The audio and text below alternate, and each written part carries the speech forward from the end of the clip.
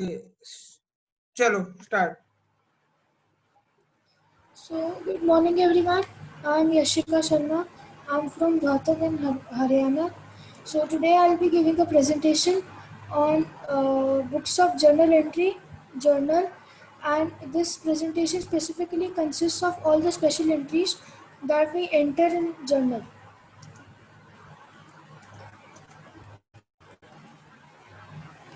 So the first special entry we have is bad debts. Bad debts is basically the amount which we were supposed to receive from our debtor, but due to some reason like his insolvency, we are not able to recover it. So that particular amount will be termed as bad debts. Now, this amount, it could be possible that it won't be fully recoverable or partially. Now, since it is a loss from business point of view, bad debts account is debited as per nominal account rule. Now, when total amount is not recoverable, the entry will be bad debts account debit to debtors account.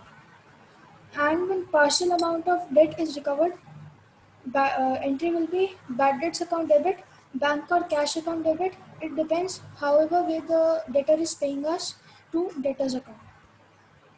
Next special entry we have bad debts recovered. Now, sometimes it happens during business operations that the amount which was earlier written as bad debts is somehow recovered in future. So, since it is a gain for business, it is credited as per nominal account rule. Now, this recovery of bad debts is written under an account called bad debts recovered.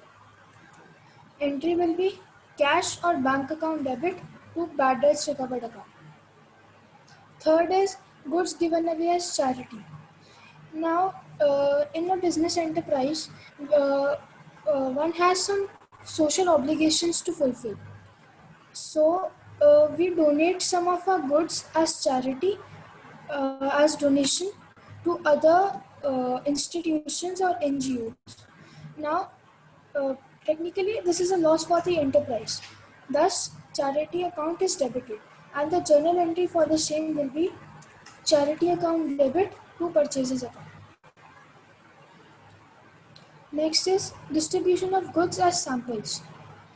Under this transaction, in order to increase our sales, to uh, to make sure that people know about our product, the goods are given away as free samples.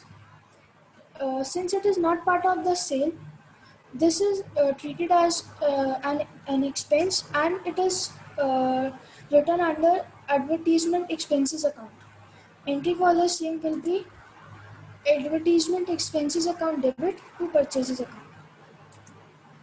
Next is loss by theft and fire.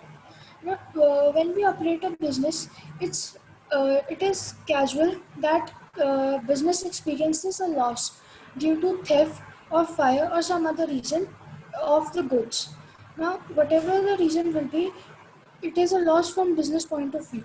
So, loss by theft slash fire account is debited.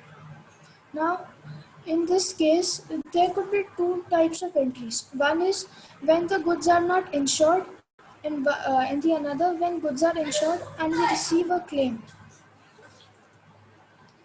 When in either case, the first entry which will be passed, whether the goods are insured or not, will be loss by theft slash fire account debit to purchases account. When goods were now next is when goods were insured and insurance claim for the loss is lodged, which means that insurance company uh, has been told about the loss and we need to receive the claim.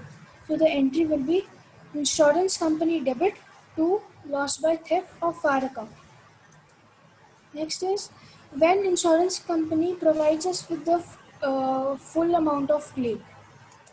Entry will be bank account debit to insurance company. And when insurance company gives us partial claim, entry will be bank account debit loss by fire slash theft account debit to insurance company. In this entry, the amount which the insurance company gave us will be debited to bank account, and the amount which was lost, which the insurance company did not pay, will be treated as loss by fire in slash theft account. Next is drawings account. Now, in the proprietor, in this transaction, the proprietor either withdrew some amount of cash from bank or from the cash account or goods for his own personal use. Now, drawings is of two types. One, drawings in cash. When cash is withdrawn from the business by the proprietor, it is called to be drawings in cash. And the entry for the same will be drawings account debit to cash account. And when second type is drawings in goods. When goods are withdrawn from the business by the proprietor for his own personal consumption, the entry would be drawings account debit to purchases account. Next up we have outstanding expenses. Now, outstanding expenses are those expenses which are related to previous accounting year and are yet to be paid, which means that they were supposed to be paid the last year, but we have not paid them yet. So now, since it is a liability for the business, so outstanding expense account will be credited. As we know, liabilities are always credited. Entry would be expense account debit, whatever the expenses. It could be salary, it could be wages, it could be anything, to outstanding expenses account. Next is prepaid expenses. Now, this is totally opposite of the previous special entry, that is the outstanding expenses. These are the expenses which are related to next accounting year, but we have paid them in advance this year. Now, for the business, it is an asset as they have already been paid. So, prepaid expense account will be debited. Entry for the same would be prepaid expense account debit to expense account. Next is accrued income. Now, this is the income which we have earned by hard work. We gave someone our services, but we are yet to be received. It is called income earned but not received. Since it is an asset for the business, as we have earned it, but we have not received it yet. So, accrued income account will be debited. Entry will be accrued income account debit to income account. Next is unearned income. Now, this is also the complete contradictory term to the accrued income. It is a income which we have received in advance, but we haven't earned it, which means that we haven't rendered the services, but we have been paid before before the services are rendered. So it is a liability from business point of view. So unearned income account will be credited. And this unearned income is also known as unaccrued income. So the entry will be income account debit to unearned income account. Next is depreciation. Now, depreciation is usually carried on assets when we use fixed assets for a long period of time. Their value starts decreasing due to wear and tear or some other reason. So this reduction in the asset's value is called depreciation. Now for the business, it is treated as a loss. Therefore, depreciation account will be debited as per nominal account rule. Entry would be depreciation account debit to asset account. Next is interest on capital. Now, in order to ascertain the correct value, correct profit or loss for the year of the business, interest and charge on capital, that is the funds allowed by the proprietor. This is basically the when the proprietor provides us with the capital, we charge some interest on that. So the business has to pay the interest to the proprietor for providing the capital.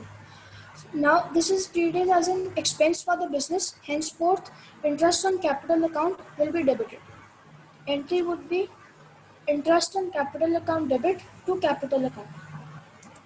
Next up, this is the last entry, interest on drawings.